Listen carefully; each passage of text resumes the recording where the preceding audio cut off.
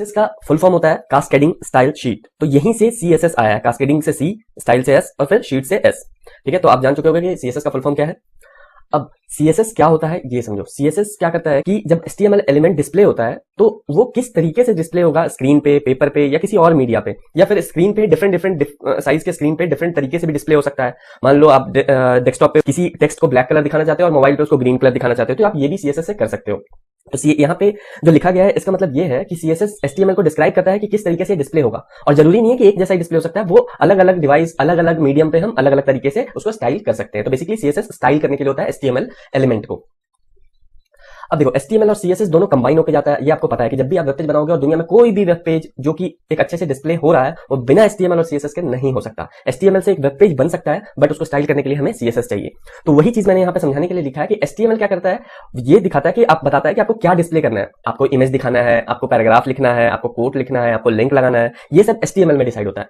But वो कैसे दिखेगा ये CSS में होता है कि इमेज कितना बड़ा होना चाहिए, कितना छोटा होना चाहिए, इमेज का बैकग्राउंड कलर क्या होगा, या फिर टेक्स्ट का फॉन्ट साइज क्या होगा, फॉन्ट फैमिली क्या होगा, कितना बड़ा होगा, बोल्ड होगा या नहीं होगा, इटैलिक होगा या नहीं होगा, ये सारा का सारा काम CSS देखता है।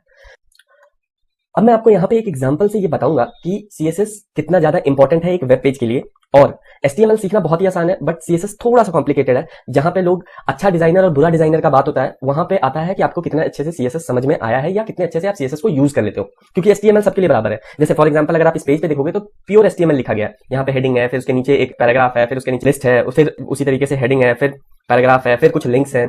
तो देखो ये एक नॉर्मल वेब पेज है, ये कोई भी HTML जानने वाला इतना लिख सकता है, बट एक वेब पेज कितना अच्छा है ये डिपेंड करेगा CSS पे। तो CSS सीखना बहुत इंपॉर्टेंट है और अच्छे से सीखना उससे भी ज्यादा इंपॉर्टेंट है, क्योंकि कितने बढ़िया तरीके से आप वेबसाइट डिजाइन करते हो ये CSS पे डिपेंड करेगा, ना कि HTML पे।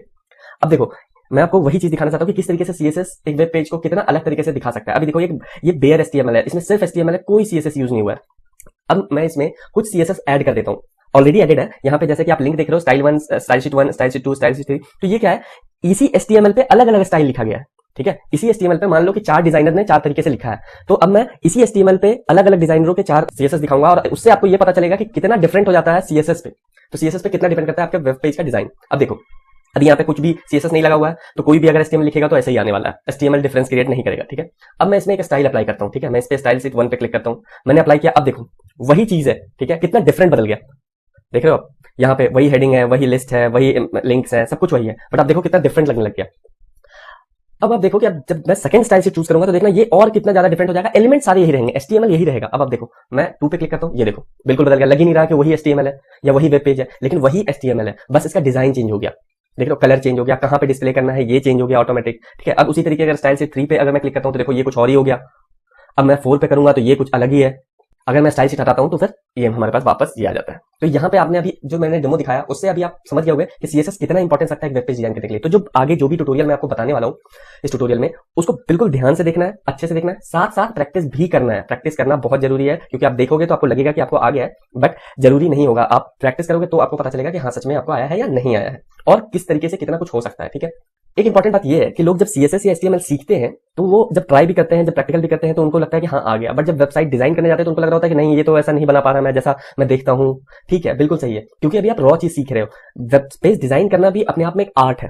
ठीक है, जैसे आर्टिस्ट होता है उसी तरीके आर्ट है, उसके कुछ टिप्स और ट्रिक्स है। जरूरी नहीं है कि HTML CSS सीख लिया तो आप एक अच्छे डिजाइनर बन जाओगे। वेब पेज कैसे डिजाइन होगा वो भी सीखना बहुत जरूरी है। तो जब CSS खत्म होगा तो मैं यहाँ पे आपको इसी चैनल पे, हमारे टेक चैनल पे एक PhD to HTML का भी ट्यूटोरियल दूंगा। PhD to HTML ट्यूटोरियल में क्या होता है कि जो डिजाइन बनता है कि वेब पेज कैसा दिखेगा वो फोटोशॉप में बनता है। फोटोशॉप के फाइल को बोलते हैं PhD। तो जब भी आप अगर प्रोफेशनल बनना चाहते हो तो आप देखोगे इंटरव्यू के टाइम पे या जब जॉब डिस्क्रिप्शन में देखोगे तो वहां पे लिखा होगा कि PhD to HTML मैंडेटरी। तो इसका मतलब होता है कि आपको PhD से फोटोशॉप के फाइल से HTML कन्वर्ट करना, मतलब किसी डिजाइनर ने जो फोटोशॉप करता है उसने एक डिजाइन बनाया, आपको उसको HTML में कन्वर्ट करना है।